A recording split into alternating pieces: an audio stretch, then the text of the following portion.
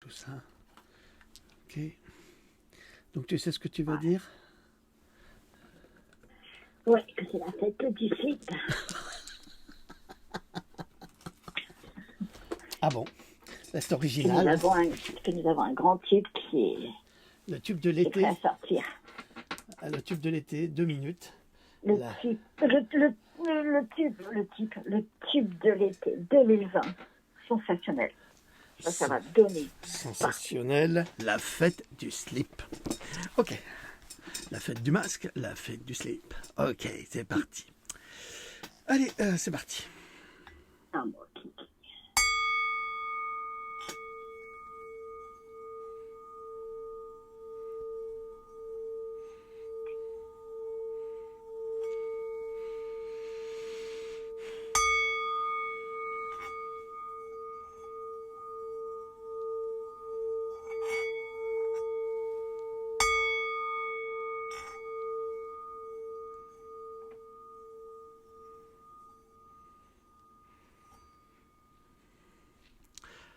Bonjour à toutes, bonjour à tous. Nous sommes le 15 juillet 2020 en compagnie de notre louloute nationale, internationale et intergalactique.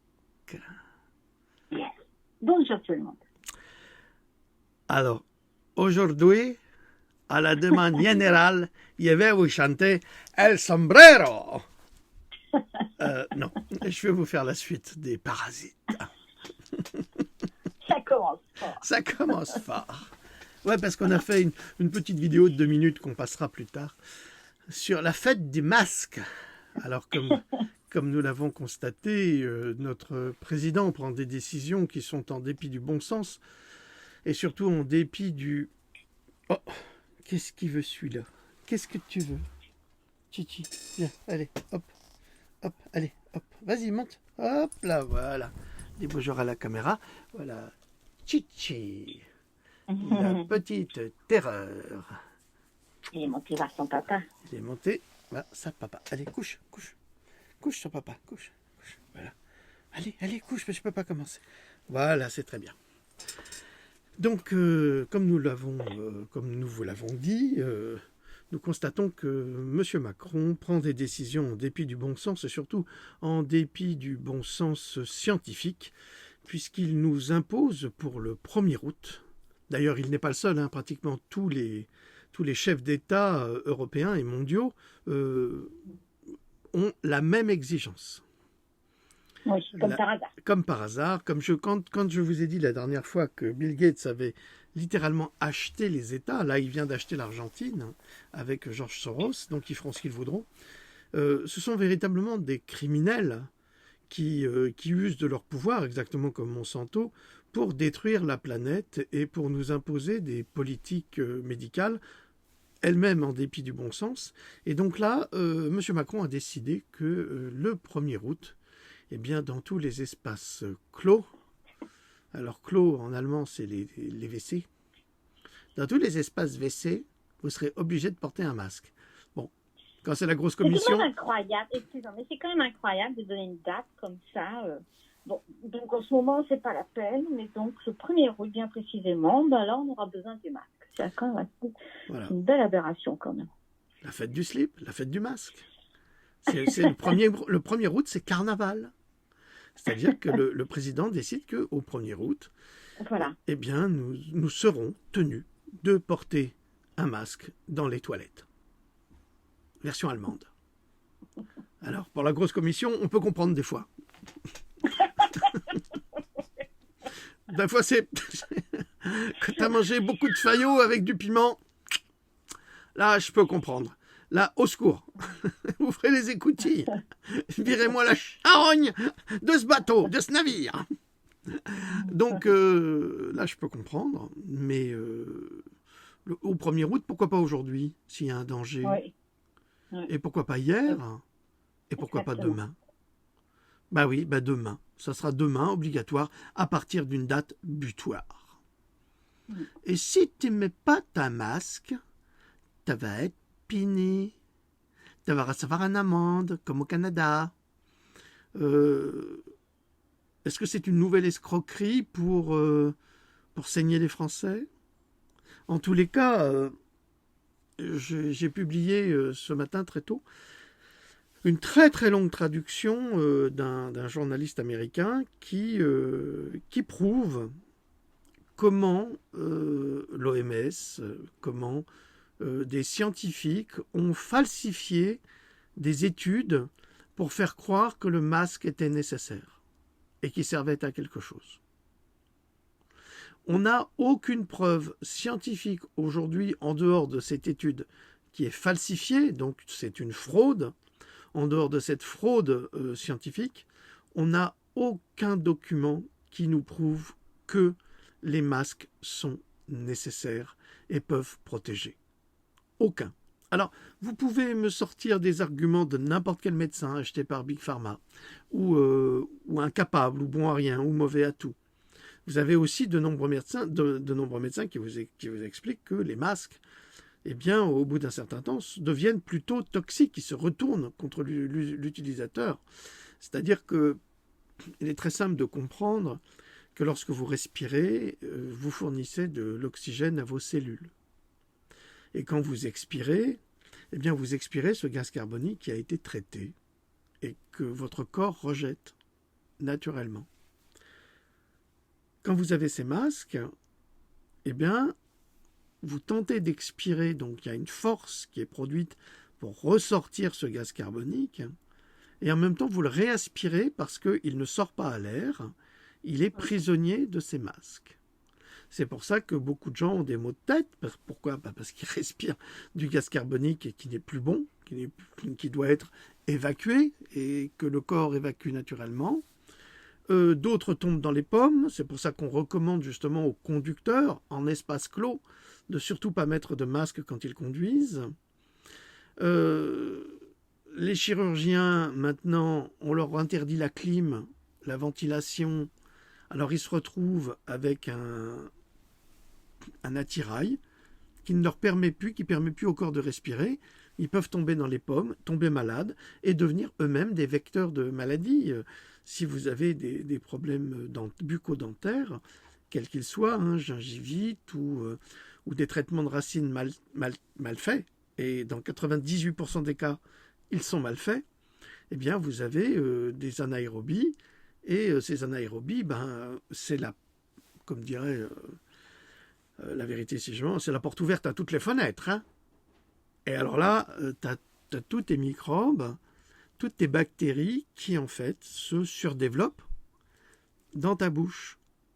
Et là, le puits à bactéries, c'est toi. Et c'est toi qui vas contaminer tout le monde. Quand on a une haleine de chacal, c'est que c'est un problème de bactéries. Et qu'il faut réguler ce foyer bactérien en nourrissant les bonnes bactéries buccales, bucco-nasales, de sorte à créer une forme d'harmonie pour qu'il n'y ait pas une mauvaise haleine. Mais la mauvaise haleine peut être créée par plein de facteurs. Ça peut être créé par les dents, par l'estomac, par ce que vous avez mangé, quand vous avez mangé trop d'ail. Alors là, dans la maison, tout le monde le sait, parce que ça sort par tous les pores, sans être grossier.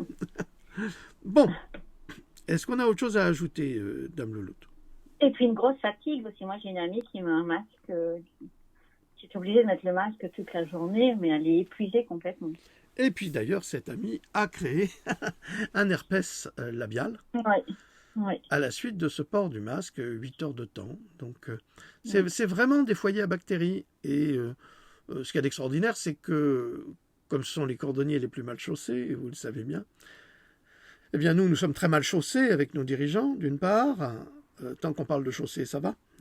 Mais le pire, c'est que ces gens-là ne respectent absolument pas les règles qu'ils nous imposent.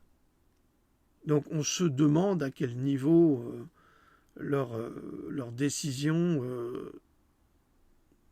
ont pour valeur obligatoire, sont obligatoires, je ne comprends pas. Alors, je voulais vous dire, je l'ai reçu ce matin, pour ceux qui s'y intéressent, La vérité vous affranchira. Il n'y a pas beaucoup de volumes, il y a une 20aine de volumes, donc vous pourrez le commander sur Cogito. Voilà. Dépêchez-vous. Il n'y en a pas beaucoup, Il y en a déjà un qui a été commandé, donc c'est bien, ça va être emballé. donc je ne pourrai pas tout terminer cette semaine. Certains des livres belges, suisses et La Réunion sont partis ce matin. D'autres livres sont déjà partis. Ceux qui devaient partir cette semaine, je dois aller quelque part pour des raisons de santé, moi aussi. Ça arrive à tout le monde. Donc je serai absent quelques jours. Donc ne vous inquiétez pas, tous les livres seront traités d'ici lundi et vous les aurez tous la semaine prochaine. C'est garanti. Donc pas d'inquiétude, tout est pris en charge. Voilà, j'attends simplement maintenant les enveloppes qui m'ont été promises par la poste et puis qui n'arrivent pas. Ok, c'est pas grave. Alors, juste un peu de patience. Juste un tout petit peu de patience. Alors, La vérité vous affranchira. C'est un livre qui vous parle de l'histoire du XXe siècle, de l'histoire qui ne vous est pas racontée, de l'histoire qui ne vous est pas dite. Parce que l'histoire s'écrit par les vainqueurs, et ça, c'est l'histoire qui s'écrit par l'histoire. Donc, vous aurez plein d'informations, avec plein de liens sur la naissance du sionisme, pourquoi, qu'est-ce qui s'est passé, qui l'a fait, comment ça a été détourné, les complicités, le nazisme, pourquoi. On explique tout dedans. C'est un livre qui a eu un certain succès auprès des lecteurs. En tous les cas, ceux qui l'ont lu m'ont toujours fait de très très bonnes critiques. Je les remercie pour cela. Ça leur a permis, son information, oui. voilà, ça leur a permis de comprendre le monde tel qu'il est et pourquoi il est comme ça. Voilà. Alors, on va continuer. Je me suis mis de l'eau un peu. Bon. C'est que de l'eau. C'est de l'eau, c'est rien. C'est de l'eau, c'est rien. Ça ne te fera pas disputer. Non. Alors, on va continuer sur les parasites puisque ça vous intéresse.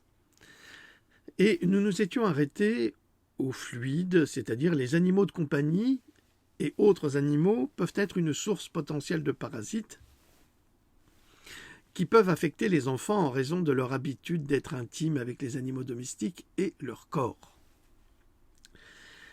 On va passer aux fluides. Alors la toxoplasmose se propage par l'ingestion de terre et ou de contenu de litière contenant des excréments de chats infectieux. Incidemment, les enfants peuvent aussi naître avec cette infection si leur mère a été infectée pendant sa grossesse. C'est pour ça qu'on demande aux propriétaires de chats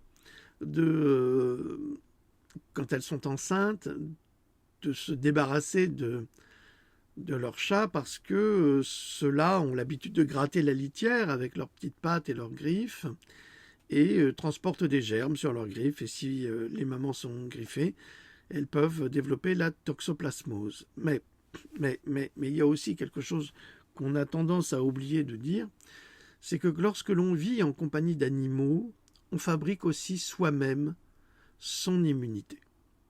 Sachez-le. Et j'ai publié ce matin également un article très intéressant sur un vaccin contre le paludisme.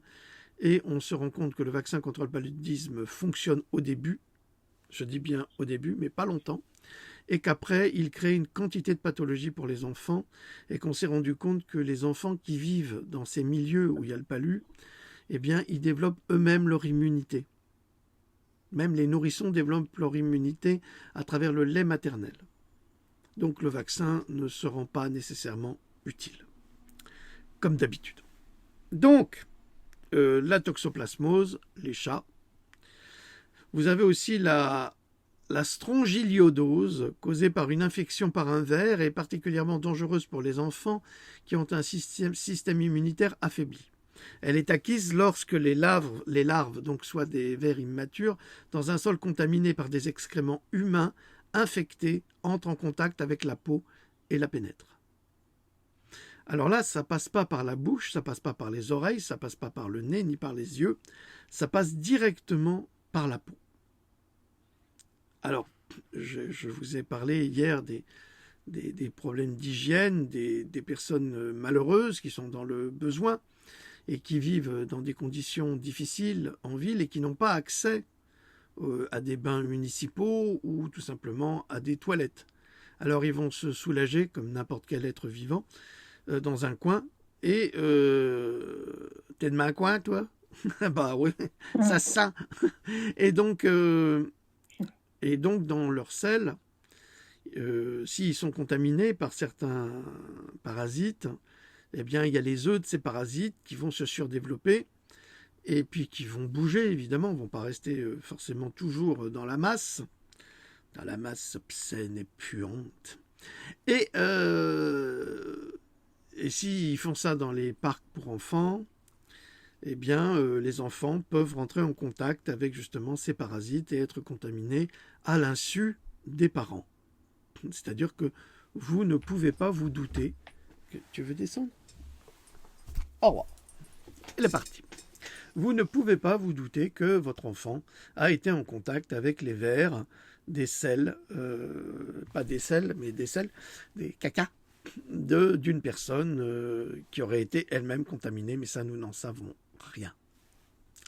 Alors, la toxocarose viscérale se propage lorsque des enfants ingèrent de la terre contaminée par des excréments de chiens ou des excréments de chats, contenant des œufs de vers ronds et des larves cutanées migrantes, transmises lorsque les enfants marchent pieds nus sur un sol contaminé par le chat ou des larves d'ankylostome du chien qui pénètrent par leur peau. Là, ça fait beaucoup de choses, c'est-à-dire que, et ça je l'avais appris de la part d'un ami qui avait été à Tahiti, et qui m'avait dit, tu sais, là-bas, tu as des plages qui sont complètement désertes et qui ne sont jamais fréquentées. Et j'ai dit, pourquoi? Il me dit, parce que tu as des vers qui rentrent à travers la plante des pieds. Et donc, à l'époque, c'était il y a 30 ans, je ne savais pas grand-chose là-dessus, et ça m'était resté dans l'esprit. Et quand j'ai redécouvert cette étude de ce médecin américain, de ce professeur américain, eh bien, ça m'a fait penser à ce que me disait mon père, qui me disait toujours ne marche jamais pieds nus. Il savait. Donc, quand vous marchez pieds nus sur des sols sales, contaminés, vous pouvez automatiquement vous contaminer à travers des larves de ces vers qui pénétreront dans votre corps par la plante des pieds. D'autres maladies parasitaires sont rares chez les enfants aux États-Unis, mais sont des maladies infectieuses qui sont très répandues et qui représentent une charge de morbidité importante chez les enfants des pays en développement. La plus importante de ces maladies est, bien sûr, nous en avons parlé, le paludisme. Les pays en développement sont très exposés aux effets néfastes de l'infection par le paludisme. La majorité des décès dus au paludisme dans le monde concernent des enfants africains, la plupart du temps de moins de 5 ans. À l'heure actuelle, le paludisme est la première maladie infectieuse et la première maladie parasitaire au monde en termes de mortalité humaine. D'ailleurs, c'est très intéressant parce que, effectivement, quand on pose la question de savoir quel est l'animal qui tue le plus au monde, en Afrique en tous les cas, alors vous avez l'hippopotame, le crocodile, plus que le lion, hein, bien sûr. Vous avez ces animaux qui sont les plus grands prédateurs. Bon, pas l'hippopotame, mais l'hippopotame est un animal hyper caractériel et qui ne supporte pas qu'on empiète sur son territoire et qui renverse les bateaux et qui mâche. Enfin, il tue les occupants. Il les piétine également. C'est pour ça que quand vous avez des hippopotames, vous n'avez pas de crocodile à proximité, parce que les hippopotames les piétinent. Donc, effectivement, ce sont des animaux qui tuent beaucoup en Afrique, si vous les approchez, bien sûr. Mais l'animal qui tue le plus en Afrique et dans le monde, c'est le moustique. Eh oui. Alors, les maladies à helminthes, transmissibles par le sol, les helminthes signifient vers parasites, sont d'une importance majeure dans les pays en développement, mais qui touchent également les pays développés. Elles sont causées par une infection par l'ascaris, l'ankylostome ou le trichocéphale, et cela peut inclure comme effet la diarrhée, des douleurs abdominales, l'obstruction intestinale, l'anémie, un retard de croissance et de développement cognitif. Les enfants sont infectés par l'ingestion des œufs d'ascaris et de trichocéphale qui ont mûri dans un sol contaminé par des excréments humains, ou en marchant pieds nus dans un sol contaminé où les œufs d'ankylostome humains ont éclos, produisant des larves qui pénètrent la peau. Donc, vous avez bien compris maintenant que dans les pays comme l'Afrique, l'Inde, ou les pays dits, ou l'Asie du Sud-Est, des pays déclarés comme sous-développés ou en voie de développement, c'est pas la vaccination qui serait nécessaire. C'est simplement le développement de l'hygiène avec une eau potable et une capacité de la faire bouillir pour tuer toutes ces larves qui sont dans l'eau, qui peut sauver justement de toutes ces maladies terribles. Nous avons des Africains qui ont inventé, avec génie, un savon contre le palu, c'est-à-dire que ça repousse les moustiques. Mais pour utiliser un savon, il faut de l'eau. Et si on prive les Africains d'eau, il est certain qu'ils ne peuvent pas se défendre contre le paludisme. Alors quel est l'intérêt de les vacciner après cela? Il y a très peu d'intérêt médical. En revanche, il y a énormément d'intérêts économiques.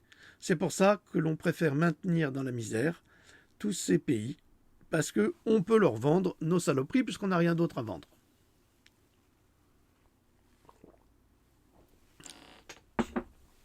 Vous comprenez la logique. La schistosomiase, autre maladie parasitaire importante chez les enfants dans certains pays en développement, peut également entraîner des troubles de la croissance et du développement et peut conduire à de graves problèmes de santé plus tard dans la vie.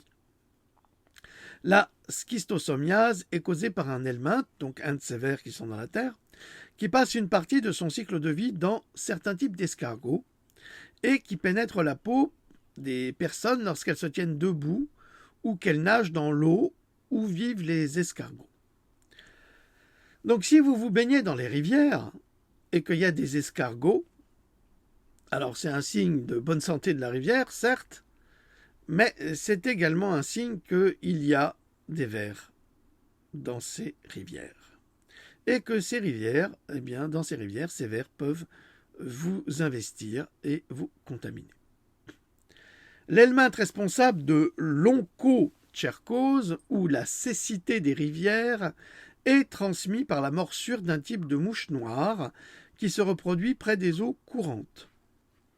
Il faut dire qu'en Nouvelle-Zélande, moi j'ai été sacrément piqué par ces mouches noires. Saloperie.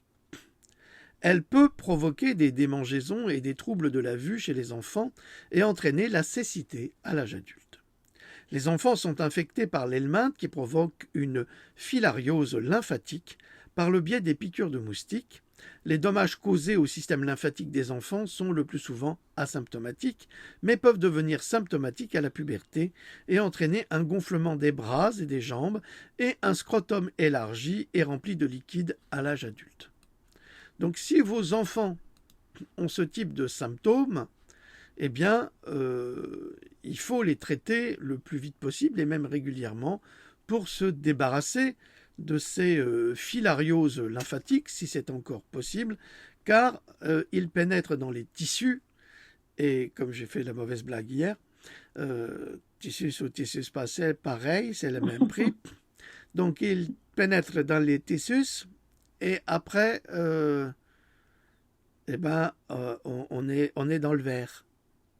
Voilà, et il vaut mieux en sortir. Toutes ces maladies sont décrites et examinées dans le livre de Scott Mumby, que je traduis.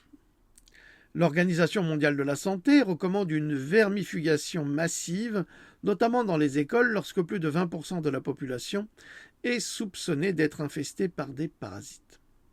Quelle est la gravité de la situation? Comment savoir si j'ai un parasite? Tadada, le film d'horreur continue. Donc je vous ai dit la dernière fois, âme sensible, s'abstenir. Sinon, on continue. Hein. Alors on continue. On continue. La dame Lolotte, elle a dit on continue, elle a reçu sa petite table, elle est contente. Alors elle dit on continue. Donc les symptômes d'une infection parasitaire aiguë sont généralement évidents. Mais les symptômes subaigus, c'est-à-dire faibles, de parasites peut causer ou contribuer à de nombreux problèmes de santé et pour cette raison, le diagnostic est souvent manqué. On passe à côté, tant par les praticiens conventionnels que par les praticiens alternatifs. Ah oui, ça c'est tout le monde qui passe à côté parce que tout le monde croit que les parasites c'est que pour les pays en développement, en voie de développement. Non, pas que. Surtout si vous partez en voyage fameuse plage de sable blanc en plein hiver. Voilà. La véritable cause du problème ne sera pas diagnostiquée si même les praticiens holistiques, je trouve, dit le docteur Mumby, le professeur Mumby, oublient de suivre les protocoles d'enquête relatifs à l'étude des parasites. Les personnes qui ne trouvent pas de réponse à leurs questions ne suivent pas toujours cette importante ligne de recherche. L'histoire des voyages dans le monde était autrefois un facteur important qui alertait les médecins sur le diagnostic. Mais comme je l'ai indiqué, il n'est pas nécessaire de sortir du pays pour acquérir un parasite aujourd'hui. Aujourd'hui, oui. Mais au XIXe siècle, non. Parce que tout le monde ne voyageait pas. L'autre maillon faible est le laboratoire. D'ailleurs, vous savez comment Champollion est mort. Champollion est mort parce qu'il a bu de l'eau du Nil qu'il n'avait pas fait bouillir et il a attrapé une amibe et il en est mort. Les laboratoires de diagnostic sont souvent mauvais pour identifier ces agents pathogènes. Prenez des échantillons de sel, par exemple.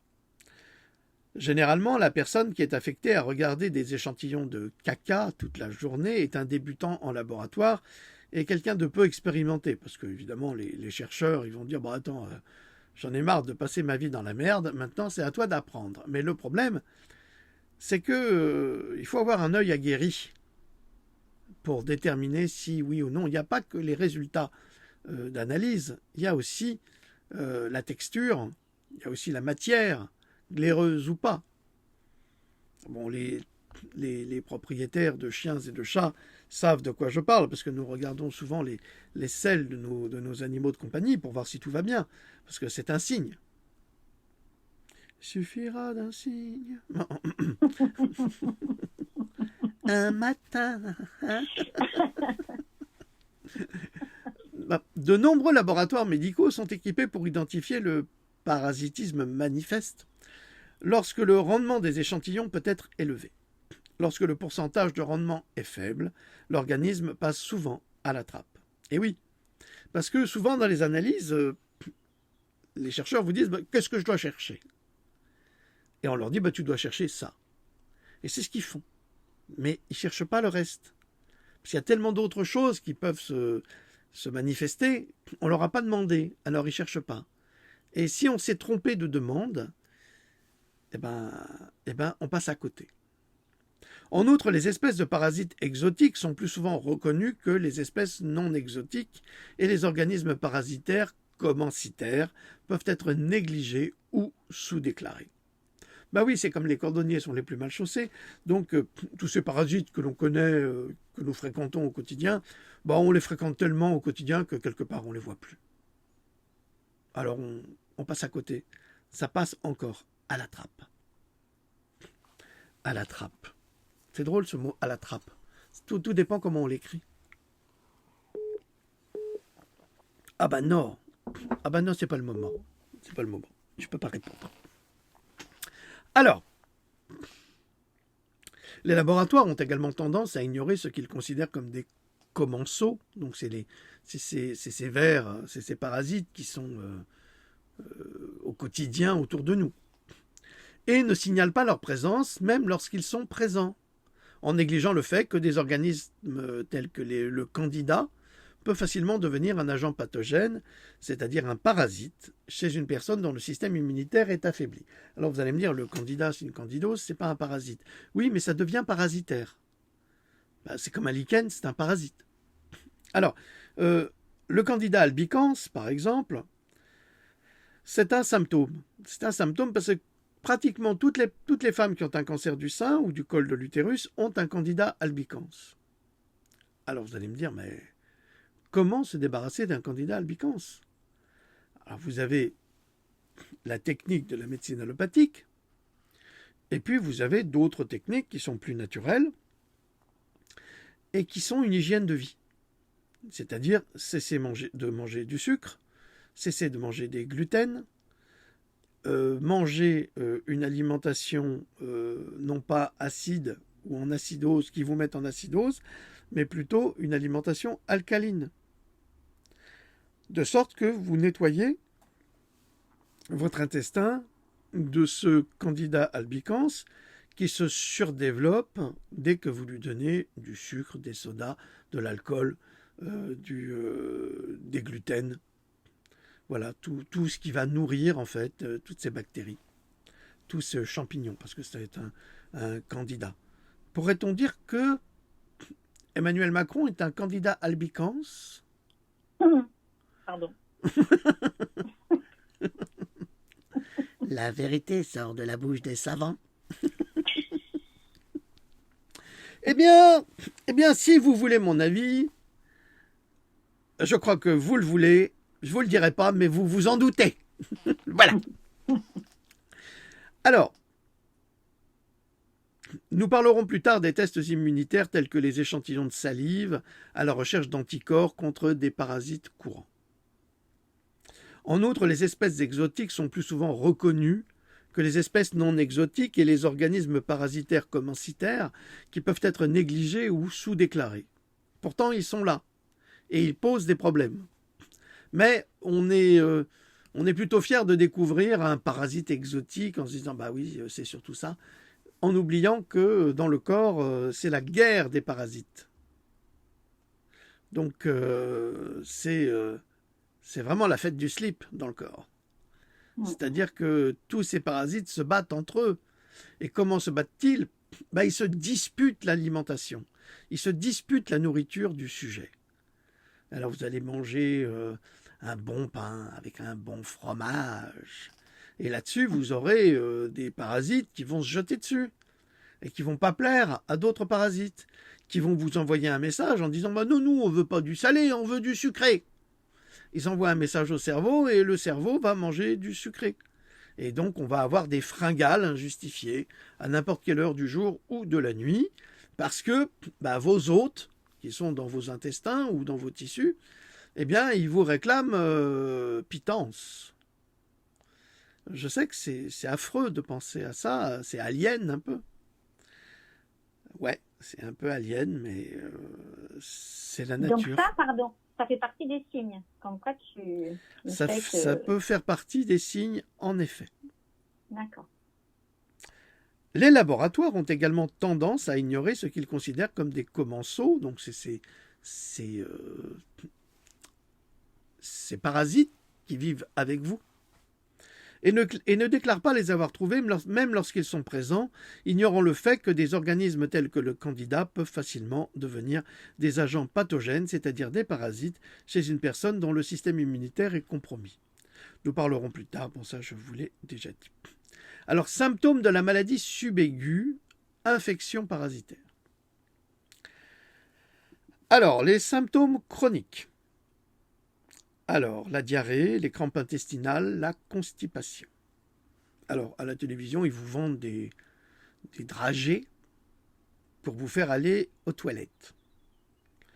On ferait mieux de vous vendre un antiparasitaire pour éliminer ce qui vous empêche d'aller aux toilettes, et on ne devrait pas vous vendre justement ces autres médicaments qui vont vous mettre un bouchon dans le derrière parce que vous avez des diarrhées. Il faut aussi éventuellement penser à une cure antiparasitaire. Des troubles digestifs chroniques, des éructations, des brûlures d'estomac, de la malabsorption de nourriture. Alors, il y a aussi des symptômes comme le cancer du pancréas où vous éructez très souvent, à plusieurs reprises, en 1 heure par exemple. Ça, ce sont des symptômes. Et il faut vous dépêcher parce que le pancréas, c'est le pire des cancers. Vous avez également des maux de tête, des pertes de poids involontaires, des maladies auto-immunes. Il n'y a pas que les parasites qui vous créent des maladies auto-immunes, les vaccins également. Les intolérances alimentaires multiples, la fatigue chronique, ça on peut le prouver avec la maladie de Lyme, où les tiques contaminées injectent les borrélies. Donc j'ai écrit un livre sur le sujet qui pourra aider certaines personnes atteintes de la maladie de Lyme, et il y en a de plus en plus. D'ailleurs, il y a bien plus de personnes atteintes de maladie de Lyme que du Covid-19. Je vous le signale. Aux États-Unis, c'est presque 500 000 personnes par an. 500 000 personnes sur 328 millions d'habitants. en peu de temps, toute la population américaine sera contaminée par la maladie de Lyme, parce que la maladie de Lyme ne s'attrape pas seulement à travers les insectes ou ces méchantes petites bêtes qu'on appelle les tiques, elle peut s'attraper également à travers les relations sexuelles. Et ouais. Parce qu'il y a ce fameux spirochète qui est comme le spirochète de la syphilis dans la maladie de Lyme. Je sais, c'est un peu compliqué, mais ceux qui sont atteints le comprendront. Qui peut contaminer à travers le lit des parents ou des amants. Sachez-le. Ah oui, ça devient terrible, hein. Quand on commence à s'intéresser à la science et qu'on connaît tout ça, on n'a pas trop envie de rencontrer un mec ou une nana, hein. Ah non. Tu crois qu'elle a la maladie de Lyme, elle a des spirochètes et tout. Elle va me tirer des spirochètes directement sur moi. Après, je vais me retrouver armé de spirochètes pour tirer sur les autres. Donc, quand un mec tire dans tous les coins, si lui, il est atteint, il va contaminer tout le monde. Pas forcément avec la syphilis, mais il peut contaminer s'il a la maladie de Lyme. Et s'il a des parasites, il peut contaminer lui aussi de la même façon. C'est affreux, hein. Je sais. Donc, maladie auto-immune, intolérance alimentaire multiple, ça nous en avons déjà parlé, puisque les vers se font la guerre. Moi, je vais manger ça, et moi aussi, mais j'ai mangé trop ça, alors maintenant il y a les intolérances, et puis ci, et puis ça, à cause des enzymes, gloutons, qui ne font plus leur travail correctement. La fatigue chronique, les fièvres, frissons, surtout s'il n'y a pas d'autre cause trouvée. Estomac et intestin, complications. Diarrhée, constipation chronique, gaz et ballonnement. Quand c'est les canons de Navarone chez vous, inquiétez-vous. Problème digestif, excès de sel précoce, sel très explosive. Alors qu'est-ce que ça veut dire? Des sels très explosives. Timber, attention. On va lâcher les bombes. Oh ouais. On arrive sur Berlin, on va tout larguer. Ah, ça va être explosif. Sel très explosif, c'est quand vous vous asseyez sur le trône et puis paf, ça explose. Ou ça, c'est pas normal. C'est pas très normal. Normalement, quand vous êtes en bonne santé, vous faites des sels bien moulés. Ah bah ouais, je sais pas plus mougeot, c'est pas moulé, hein. On cherche des schmilblick. Alors si vous avez des sels très explosives, là, je crois qu'il faut vous inquiéter. Et surtout très peu de temps après avoir mangé. C'est un symptôme. Donc, sel très explosive, paf, très peu de temps après avoir mangé. C'est des symptômes. Notez-les. C'est quand même dangereux. Ah oui. Si, mesdames, vous vous asseyez sur monsieur et que tout d'un coup, vous sentez monter en vous une bombe explosive, inquiétez-vous. Tant pis pour vous, monsieur. Ça me rappelle une vidéo. Je ne vais pas en parler. Alors, du mucus dans les selles. Alors, dans le temps, on avait des toilettes avec un fond. C'est-à-dire qu'on pouvait regarder ces selles. Mais aujourd'hui, ils ont considéré que c'était pas hygiénique, les cons. Ça veut dire que maintenant, vous ne voyez plus vos selles. Vous ne savez plus comment elles sont. Vous ne pouvez plus observer s'il y a des glaires, s'il y a ci, s'il y a ça. C'est très difficile. À moins de faire dans un sac, mais ça, je conseille pas trop, quoi. Hein. Donc les champions du monde, là, ils ont encore inventé un truc pour ne pas que vous puissiez diagnostiquer chez vous des pathologies. Et après, ils vont faire fonctionner les laboratoires avec des analyses de sel, comme si c'est facile dans ce cas-là, évidemment, et surtout quand tu as des sels explosifs, de prendre un échantillon. Docteur, j'ai des sels explosifs. Justement, j'aimerais bien que vous me preniez un échantillon. Et je fais comment? Non mais vous voyez l'aberration de la société dans laquelle on vit. Hein. C'est du délire absolu et de l'absolu délire concernant les sels explosifs. Le mucus dans les selles. Alors le mucus dans les selles, c'est quand vous avez une espèce de glaire. C'est clair et net. Là, vous vous dites, ah bah il y a quelque chose, un doute m'habite plus là. Hein. Vous avez l'intestin qui fuit, donc la maladie de Crohn, ça peut être aussi un facteur. Vous avez des nausées régulièrement. Vous regardez Macron, vous avez des nausées, il vous a infesté. par des vers. Voilà. Des hémorroïdes également. Des brûlures d'estomac. Et malheureusement, ça arrive parfois, quand vous vous asseyez, ça colle au fond du slip. Donc, avec des glaires ensanglantées, et c'est pas bon. C'est des signes, ça. Alors, vous avez un manque d'énergie. Syndrome de fatigue chronique, ça c'est lié aussi à la vaccination, comme l'a déclaré Judy Mikovits. Ah oui, je voudrais dire, vous m'avez mis, quelqu'un m'a mis une vidéo de Judy Mikovits en commentaire que j'ai supprimée parce que on l'a publié, nous, sur Cogito. Donc ça montre que vous n'allez pas sur Cogito. On a tout publié là-dessus. Donc Judy Mikovits, on a été les premiers défenseurs de Judy Mikovits en France. Donc j'en ai parlé, j'ai parlé de son livre, donc Plague, je l'ai d'ailleurs. Donc me balancez pas des trucs que nous avons déjà publiés, c'est agaçant à la fin. Alors, syndrome de fatigue chronique, lié aussi également à travers la picousisation, une énergie très basse, vous n'avez plus d'énergie, de la léthargie, vous dormez là, comme moi là maintenant, je dors. Vos paupières sont lourdes, dame Loulou. Vous vous endormez. Retenez vos selles explosives, s'il vous plaît. Vous êtes en visite, dame Loulou. Alors, et une faiblesse excessive également. Il y a aussi des troubles de la peau et des allergies.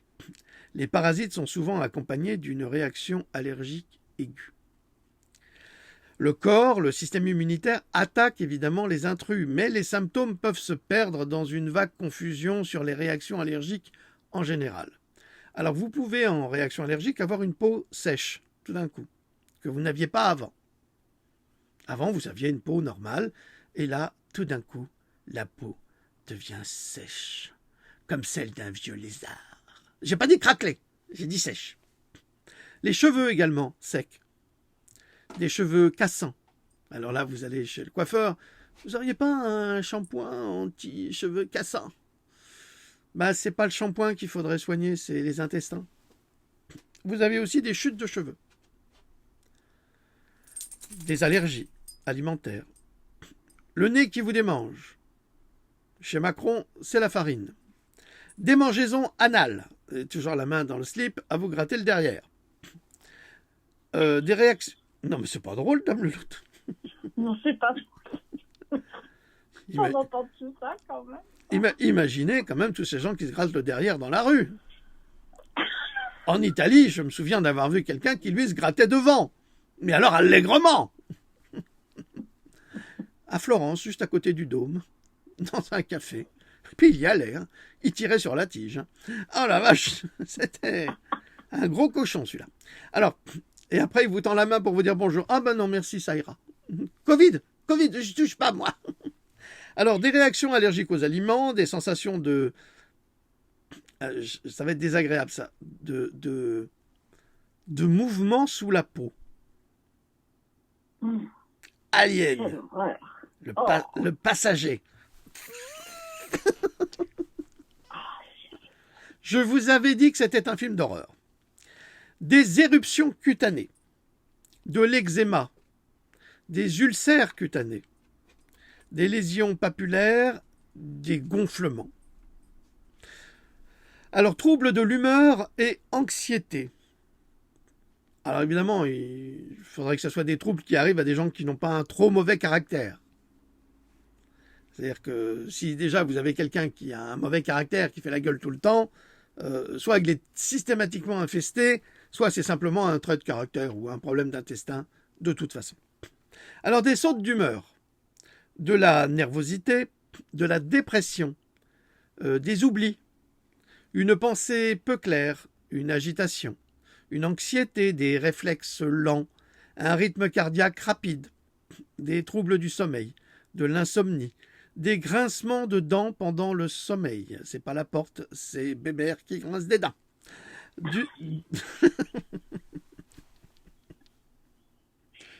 Taisez-vous, Vas-y, dame Pépère. Louloute.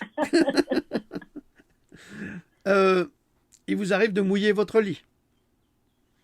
Vous bavez pendant le sommeil. Ah, dégueulasse, tu baves. Ben non, j'ai des vers. Ah ben nettoie-toi. Nettoie-moi. D'accord. Vous bavez pendant votre sommeil. Elle est morte de rire. Tu te souviens pas quand j'ai bavé devant un tableau au Louvre? Je ne me souviens pas avoir mis mon doigt dans le derrière. Donc je n'étais pas infesté à ce point-là. Alors, c'était devant un Titien d'ailleurs. Il y en avait un gros, puis il y avait un Titien aussi. Comme le Titien que j'avais sur mes genoux là.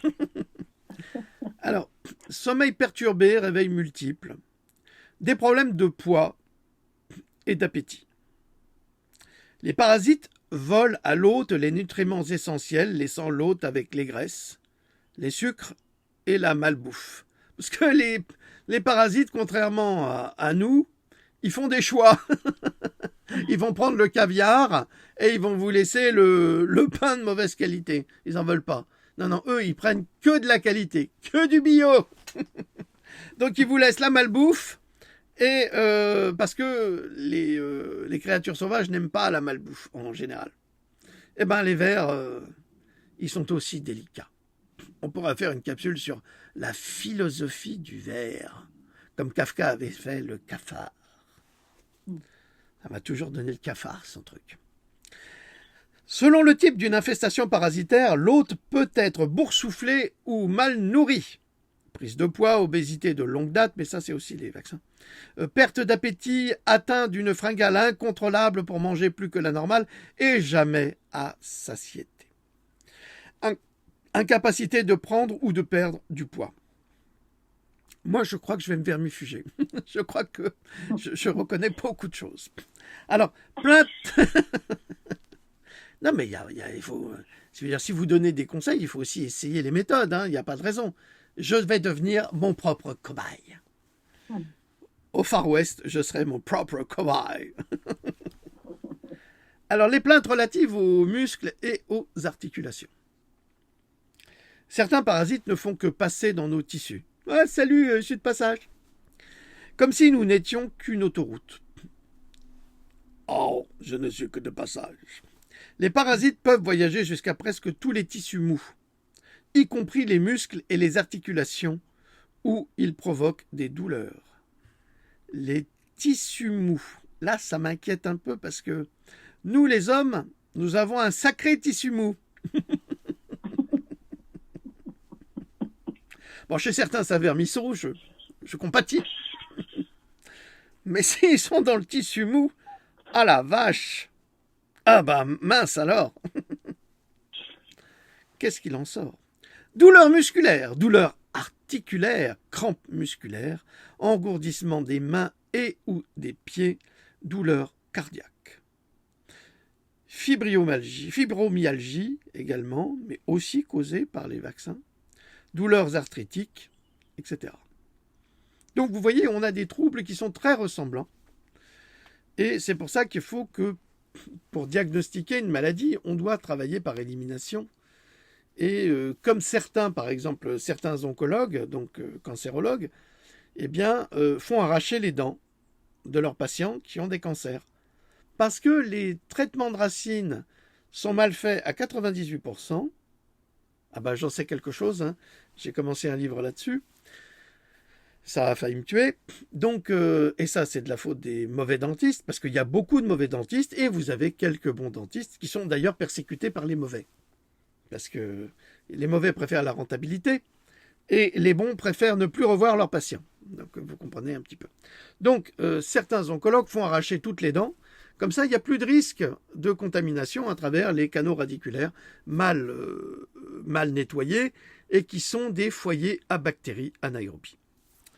Donc voilà, je ne sais plus pourquoi je vous disais ça, mais c'est une information. Alors, les troubles sanguins. Parfois, un parasite peut prendre... ça va là? C'est fini le 14 juillet. Rentre chez toi et baisse à ce marron. Et remonte à ce marron, plutôt. Alors, parfois, un parasite peut prendre une grande partie des nutriments de l'organisme qui entraîne l'anémie. Le ténia des poissons, par exemple, qui est le... Alors, excusez-moi, là, je reprends du souffle parce que c'est... Je vais vous donner le nom latin. Qui est le Diphyllobotrium latum, est connu pour causer une anémie par carence en vitamine B12. Or, la vitamine B12, elle est essentielle. Nous en avons cruellement besoin. Tout le monde, enfin tous les mammifères en ont cruellement besoin. Les gorilles ont également besoin de la B12, mais ils ne peuvent pas aller la commander chez Amazon. Donc, qu'est-ce que font les gorilles pour obtenir la B12? Eh bien, ils sont coprophages.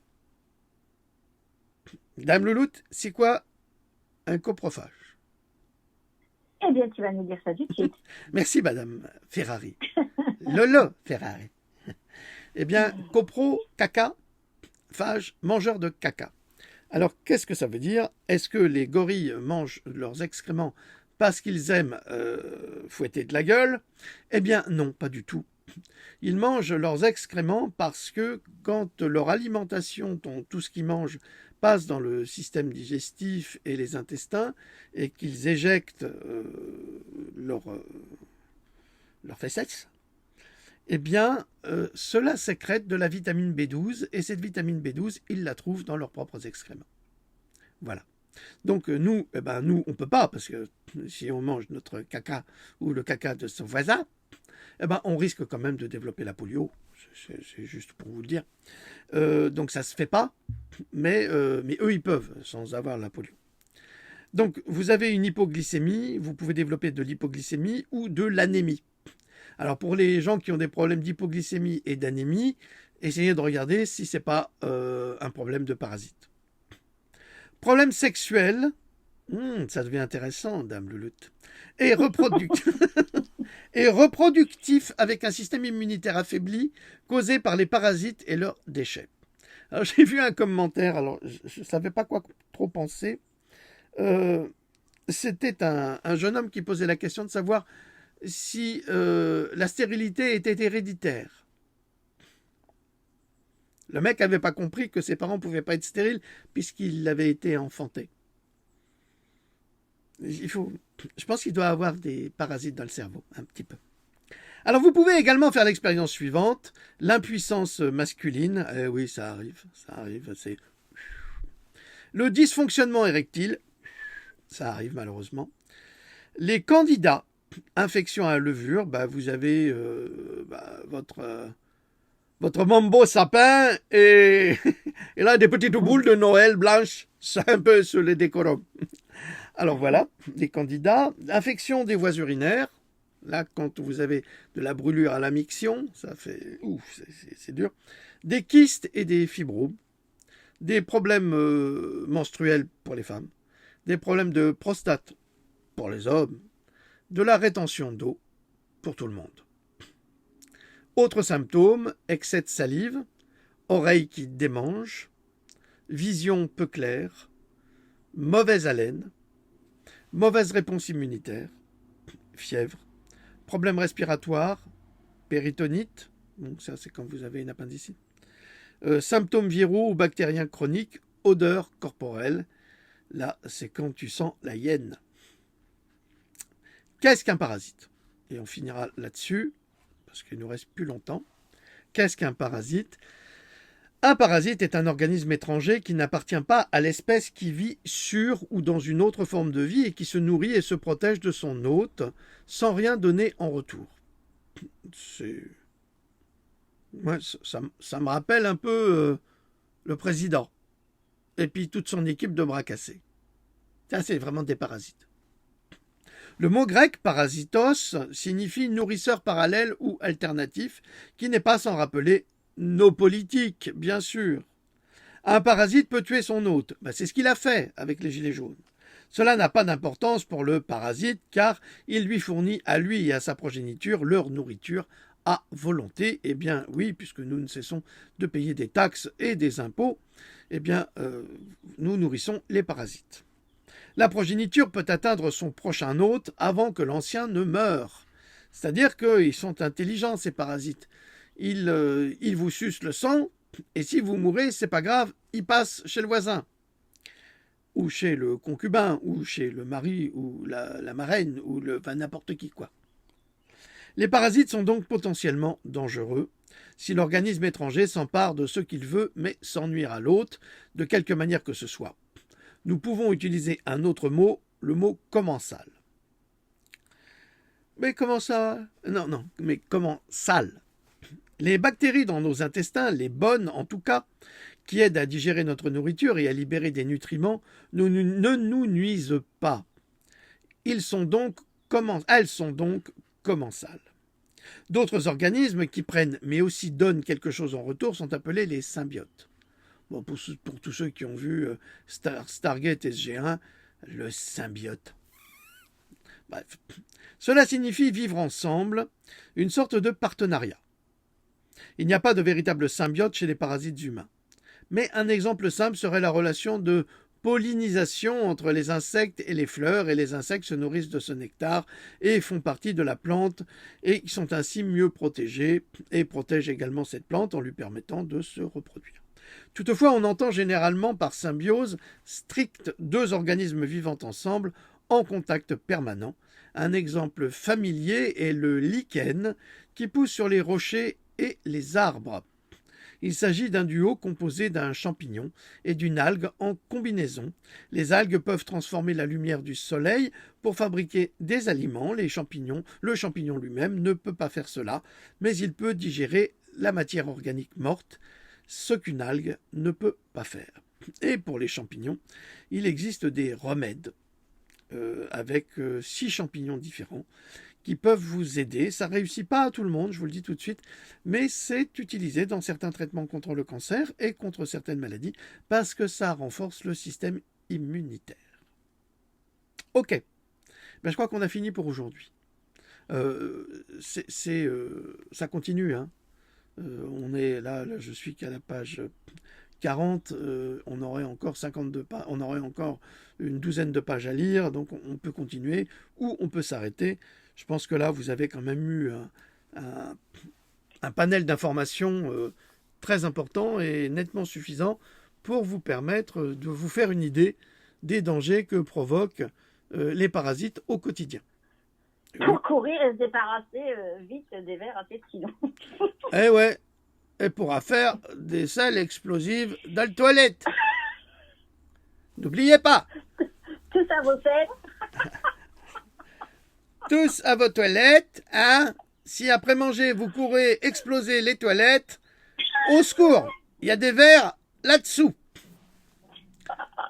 Ok. En tout cas, c'était très, très, très intéressant. Merci. Vrai, on en parle pas du tout. Non. Ben non, parce que c'est dégoûtant. Entre autres, mais c'est vrai que tu vois aucun tout-bib donner un vermifuge à un enfant ou tu n'entends plus parler de vermifuge. Non, ils sont assez peu nombreux, mais peut-être que ça va revenir. Peut-être que cette capsule va aider nos amis médecins qui nous suivent. Il n'y en a pas beaucoup, mais il y en a quand même. Hein. Il y en a, oui. J'espère que ça pourra les aider, hein, vous inquiétez pas. Ça vient pas de moi, hein, ça vient du professeur Scott Mumby qui officie à Las Vegas dans sa clinique. Donc, moi, je ne fais que vulgariser cette science. Et si elle peut profiter à nos amis médecins pour améliorer la condition humaine de leurs patients, eh bien, c'est formidable. Hein. C'est formidable. Si ça peut aider nos amis qui sont en Égypte et qui m'écrivent régulièrement, des médecins, je pense que... Mais eux, ils savent, à mon avis. Ils sont bien plus informés que nous sur le sujet. Mais peut-être que ça pourra apporter des éléments également pour chacun. Alors, diffuser le plus possible cette série de capsules sur les parasites. Alors, c'est sûr qu'il y a des petites digressions, des buts, mais c'est pas grave. Le principal, c'est le fond, et le fond, c'est une bombe explosive qui vous pète à la gueule. Voilà. Alors, nous vous saluons, nous vous disons à très très bientôt, et nous vous souhaitons de passer une excellente fin de semaine. Merci à toutes, merci à tous. Salut, Dame Leloutte. Merci à vous, et puis bon après-midi, à très vite. Portez-vous bien. Au revoir. Au revoir. Au revoir.